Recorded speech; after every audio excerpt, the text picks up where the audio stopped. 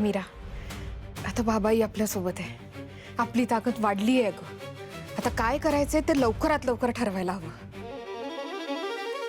ताई, दादासाहेबांना आपल्यासोबत सामील करून घेणं इतकं सोपं नाही आहे ग. मंजिरीला कधीही कळू शकतं आणि ती काहीही करू शकते.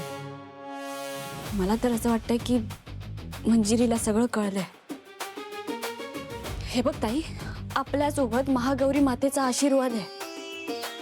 मंजिरी आपल्याला काहीच करू शकत नाही. ती थेट आपल्यावर हल्लाही करत नाही. ताई, ती तुलाही काही करू शकत नाही. पण जर दादासाहेब आपल्यासोबत असतील तर त्यांच्या जीवाला धोका निर्माण होऊ शकतो ताई. बरोबर आहे तुझं. आणि आता त्यांच्या रक्षणाची जबाबदारी आपलीच आहे. हो ताई, दादासाहेबांच्या सुरक्षेची काळजी तर घ्यायलाच हवी. मीरा, अथर्व आलेत. वेदाचे बाबा, काय झालं? दादासाहेब झोपलेत ना? आणि त्यांना बरं वाटतंय ना आता? मला तरी वाटते की त्यांना बरं वाटत नाही. ते वॉशरूममधनं बाहेर आले, मी त्यांना आधार दिला तर ते अचानक असं काहीतरी विचित्र निर्वाणीचं बोलू लागले. मी गेल्यावर तुला सगळं बघायचं आहे, माझ्यानंतर तूच आहेस. वेदाचे बाबा, हे बघा, तुम्ही काळजी करू नका. दादासाहेब आजारी आहेत ना, म्हणून असं काहीतरी बोलून गेले असतील. आपल्याला वाटतं ना कधी कधी असं की सगळं संपलंय म्हणून. हे बघा, आपण सगळे आहोत त्यांच्यासोबत. त्यांना आपण एकटं वाटू द्यायचं नाही कधीच. हो, मी नॉर्मलच रिॲक्ट केलं त्यांच्यासमोर. आणि येस, आपण आहोत त्यांची काळजी घ्यायला.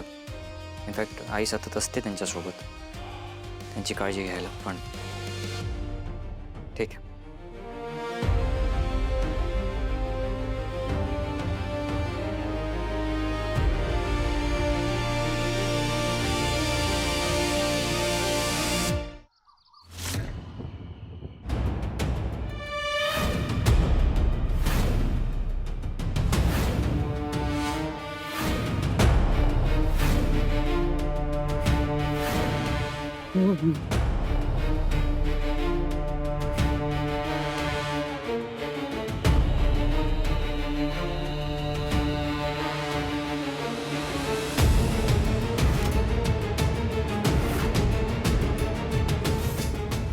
या खड्यात नक्कीच काहीतरी विलक्षण शक्ती आहे.